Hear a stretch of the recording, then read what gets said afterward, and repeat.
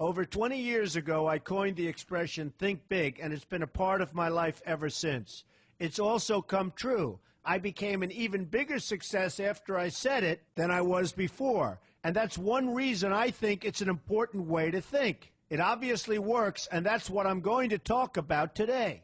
What I said exactly in my first book, The Art of the Deal, is as follows. I like thinking big. I always have. To me, it's very simple. If you're going to be thinking anyway, you might as well think big. That book was a bestseller, and it's considered a business classic at this point. But I never thought those words would become bestsellers in their own right.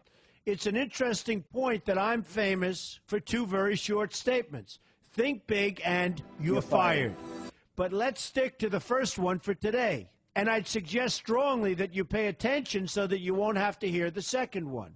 Thinking big starts with the details and grows from there. Because I'm a builder, I'm very aware of the importance of having a good foundation. You can't take chances in construction. You can't be haphazard and say, well, maybe this will work, maybe it won't, so let's try it and find out. Because a lot of people will be at risk. I have to know if something will work or not. Every inch has to be accounted for. In other words, thinking big starts with being thorough. So number one, be thorough. Don't count on happenstance to get you anywhere, because it won't. Number two, get a momentum going and keep your momentum going. You have to have big ideas, but you've got to have the energy to get them done, which can sometimes take a long time. If you don't have momentum, you will not have what it takes to get the job done. Patience alone isn't enough. I have a lawyer friend who used to refer to me as the reverse tornado who builds everything in his path. I always like that because it implies a lot of energy and a lot of momentum. And that's exactly what it takes to get anything done. So keep your momentum going. Number three, stay focused. You have to stay focused. The minute you lose focus, you will also be losing your momentum. They go together, and you will accomplish a lot more, even amazing things, if you make sure you keep these two things working together for you. I've seen very talented people literally go down the drain because they couldn't seem to keep their focus long enough to get anything done. In this day of multitasking, that can be a real challenge, but it's absolutely necessary. Ask yourself this question: what should I be thinking about right now? That simple question can restore your focus in no time at all. And your answer right now should be listening to Donald Trump. Number four, look at the solution, not the problem. This is very important if you ever want to learn to think big.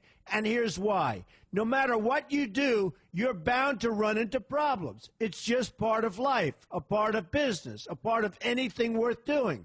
If you let the problems get in your way, they'll become bigger than your idea was to begin with, and you will be a wipeout. No matter how bad things look, keep your focus on the solution, and you will be surprised how things can work out, and work out properly. One way I do this is to ask myself when confronting a possible problem, is this a blip or is this a catastrophe? A catastrophe is something like an earthquake, a tsunami, a war, and so forth, and a blip is everything else. Right away, you'll have the right perspective, and your equilibrium will be restored. So keep your focus on the solution. Number five, see opportunity for what it is, an opportunity. For example, why are you listening to me today? Curiosity? You like me? You don't like me? You want to learn? You have nothing else to do? You want to hear me tell you you're fired? I hope not, but whatever your reasons might be, they've brought you to a good place to get involved and to learn,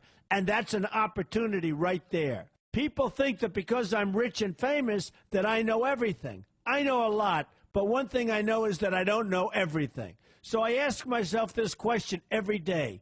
What can I learn today that I didn't know before? And you know what? I learn something new every single day. That's a big reason for my success, and the same thing can apply to you. Take the time to see today as an opportunity, and you'll be surprised by what can come your way. Be open to new ideas, and you will be creating your own opportunities before too long. Number six, know everything you can about what you're doing.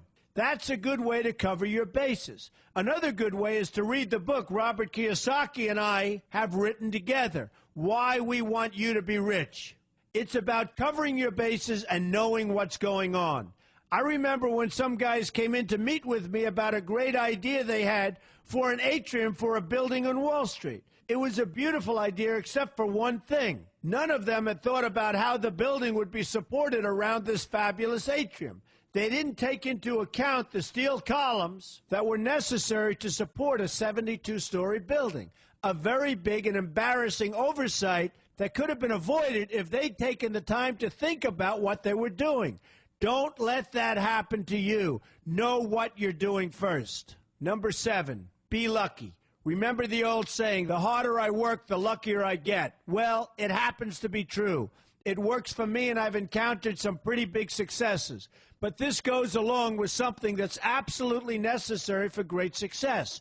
Be passionate. You have to love what you're doing if you want to be successful at it. My father told me that it's absolutely true. I might work 7 days a week, but it doesn't seem like work to me because I love what I'm doing. If you don't like what you're doing, find something else to do, or do it part-time until you can find something full-time. You will never be successful, happy, or healthy unless you're doing what you love to do. That's just the way it is. So give it some thought. In fact, give it a lot of thought. For example, if you're feeling frustrated, there are 2 ways to look at the situation. Frustration can mean that maybe you're expecting too much, or it can be an indication that you know you should be or could be doing more. Use frustration as a motivator. Use it to get where you want to go instead of staying where you don't want to be. But above all, be passionate. That's the fast track to success, no matter what your interests are. Number 8, see yourself as victorious. That can zap negativity immediately and put a positive spin on problems. I've gotten to the point where I see problems as challenges that I'll enjoy meeting and dealing with. My point here is that no matter what you do, you will encounter problems. Why not see them as challenges instead and know that you are more capable of dealing with them? That's positive thinking with a realistic slant. When I go into negotiations, I keep an open mind to what may happen. But I can tell you that there's already a done deal attitude on my part. I've already thought the process through to the extent that I know everything will be better off if they agree with what I've come up with because I've taken both sides into account.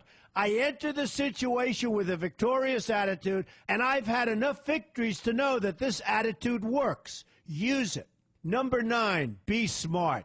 Know that you have something unique to offer because you do use the tools that are provided for you and remain open to new ideas. That's being smart. That's also where innovation comes from. Being smart means you know how to use what you've got. That doesn't mean there's nothing left to learn, but it means that you will have the ability to learn and move forward with success. And success is very important. Success is what you want. Just be successful. Believe me, you'll be happier. I know people who have had very few real advantages in life, and yet they've managed to become giant successes. They figured out how to use what they had, not to dwell on what they didn't have. I'm convinced that everyone has something useful to offer, and if you apply yourself diligently, you'll find that you have what it takes to succeed, and you're going to be a lot happier for it. Number 10, above all, never give up. Never, never, never give up. The only time you will be a failure is if you quit trying. Only losers quit. The biggest losers in the world are quitters. Winners keep on going. So whatever you do, never give up. My father always used to harp, never give up, son, never give up. Don't ever quit. I never want to see you give up or quit. Well, my father was a smart guy, and I listened to him. And remember, think big. A good way to start is to read our new book, Why We Want You to Be Rich. 2 men, 1 message. There's a lot of great advice in there for you, and I expect you to pay attention. You're going to do fantastically well. You're going to be a winner, and I'm going to see you in the winner's circle.